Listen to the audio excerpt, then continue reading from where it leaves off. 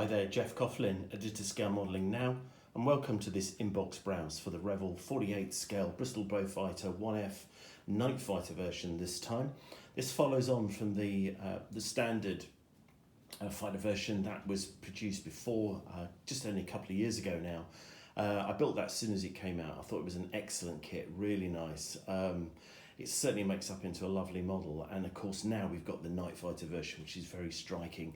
And with the most notable difference, as you can probably appreciate, is the flat tailplane at the back rather than the more traditional V-shape, which was common to the other types. So let's have a look at what we've actually got. Well, the first thing you notice is this intriguing choice of colour for the plastic. You've got this kind of silvery grey colour, which is sounding novel. I've not seen that before. Don't know what I think of that really, but that doesn't really matter what its colour is moulded in particularly. But what you've got is the same crisp parts, lovely detailed parts covering the whole of the airframe, and of course straight away we can see that this is the new sprue here with the flat tail plane. It's quite nice to have the separate control surfaces at the back of those so that you can position those accordingly. But all the rest, as far as I can see, is pretty much as with the original kit, but really lovely detail. Different choices of nose going on here. You've got a very nicely detailed cockpit. That was always a big issue previously, but that's really excellent. Lovely instrument panel raised detail going on there. I think you've got this ribbing effect on the tailplanes, on the rudder I should say, very nicely moulded. Good hedgehog exhaust, I think they look good, and in fact the engines themselves are extremely well detailed.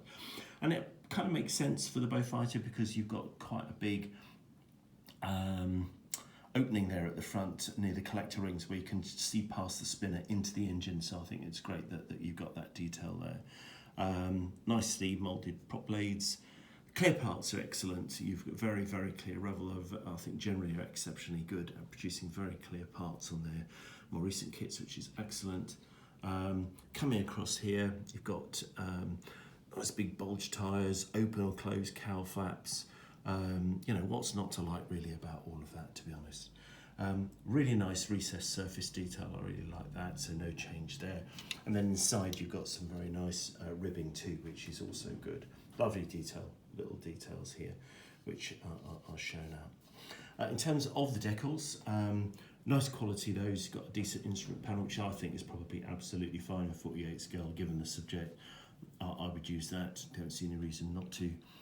Decent enough stencil detail, and the quality of those looks very good. Classic instruction book in the kind of newer format. Colour, Revell callouts for paints at the front, and then of course you've got nice clear explanation in different stages for the build itself. So I'm impressed by that. As I said, I followed it with the original build, loved it. You can find that full build in the Aircraft Finish Now Revell pages, so do have a look at those if you want to see it.